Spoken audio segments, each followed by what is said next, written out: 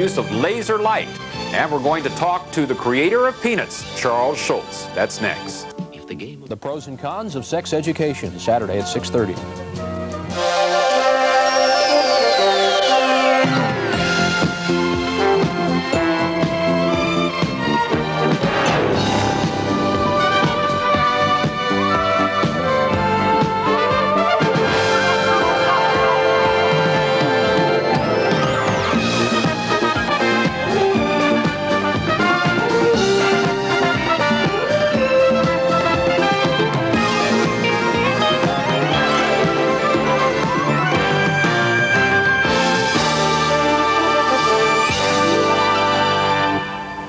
Well, tonight we're at the Noble Planetarium at the Fort Worth Museum of Science and History. And hi, everybody. I'm Lisa Gibbons. And I'm Bill Ratliff. Welcome to PM Magazine. Sounds a little hollow in here. It does. Stereo.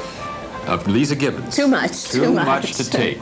Behind us here is the star projector, and they use this as part of the laser light show that they have here on the weekends. Every Friday, Saturday, and Sunday. And boy, that's got to be a trip. Laser magic, they call it. Well, tonight in our first story, you're going to meet Alden Gall of Dallas. He was one of the first in this area to get into the construction of laser projectors. And tonight you're going to meet the man and see some of his light show. And in our second story, we'll meet another inventor. This one penned the Peanuts column, and he is, of course, Charles Schulz, Papa of Peanuts. Then Al Carroll continues with his tips on home security. Tonight, he'll show you how to secure French doors. And Dr. Ann Wildman suggests crib toys for baby's first year. And Joyce Kohewig takes a look at what's hot in security gadgets. But now, let's see a laser light show.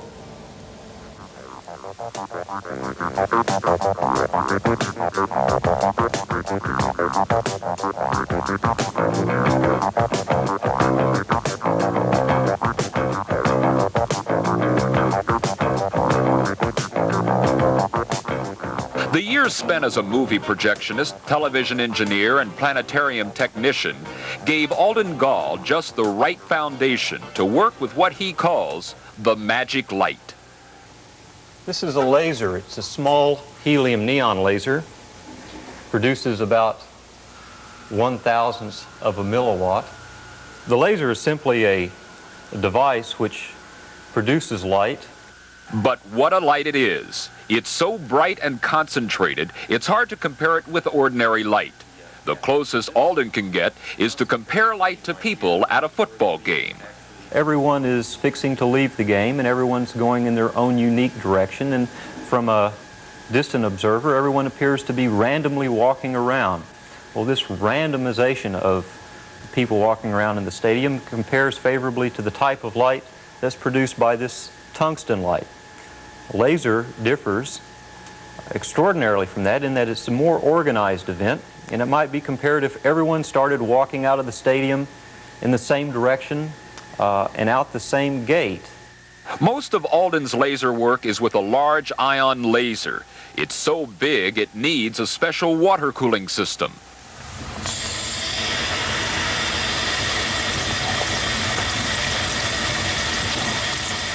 It's about 1,000 degrees centigrade inside there, so a little water doesn't hurt the operation at all. It keeps everything working smoothly.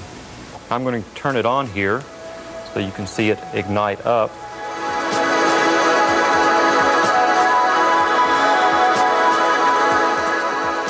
It's hard to describe. It's just a wonderful thing to work with. It's so magical. It's like it's something from another world, and it's fascinating. That's where it all boils down to. It's just a fascinating medium to work in.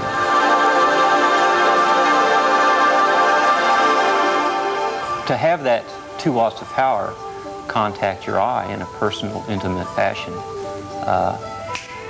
there goes your eye. So therein lies its chief danger. Other than that, it's just a tame little beast. Alden controls the laser light with a sort of homebrew electronic spirograph. This type of control panel didn't even exist until Alden built one. We had to design ours from scratch, just based on the principles involved in producing these kind of effects, and based on what we wanted to get out of it in terms of the type of pictures we produce. This circle is being drawn about 270 times every second, so it appears to be a rather stable image. A slight variation of the circle would be the square, and an even greater variation of that would be this next image. It's a little, a slightly different square. We can look at this at a little bit slower speed and see it reveal still something a little quite different from that, a square with curlicues. To help pay for the laser and all the support equipment, Alden and his assistant, Rusty Welker, designed slide presentations to mix with the laser graphics. Good combinations of colors. And then we can begin programming.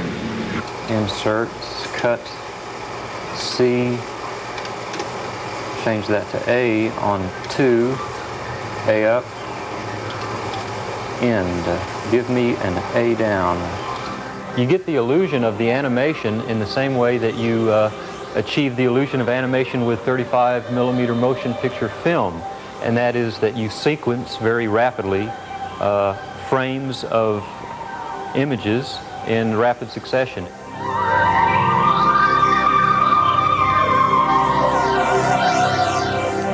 And like many small businessmen, Alden is now experimenting with a small computer. He uses it to add a laser writing capability to his system.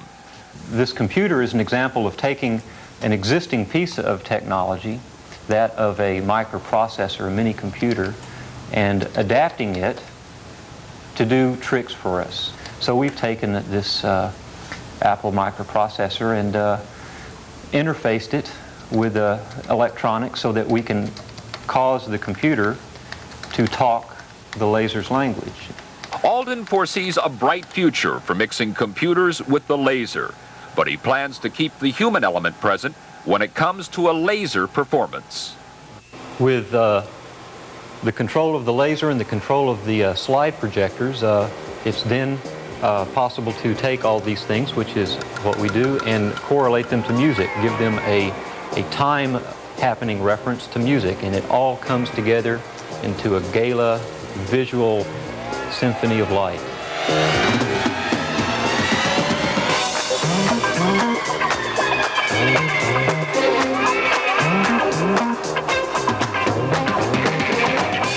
It's very much like playing an instrument. It is. And ask any musician, they'll tell you there's an enormous amount of pleasure in doing it, and that's the whole reason, pleasure. That's the thing that I key into a lot because I have a background in music, and I love that interaction. I like getting it to do what I am perceiving that I want it to do.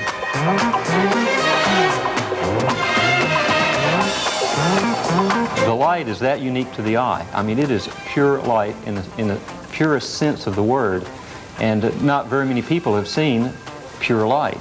It's a one-of-a-kind type thing, and I think that's what makes it so remarkable and fascinating for most all who see it.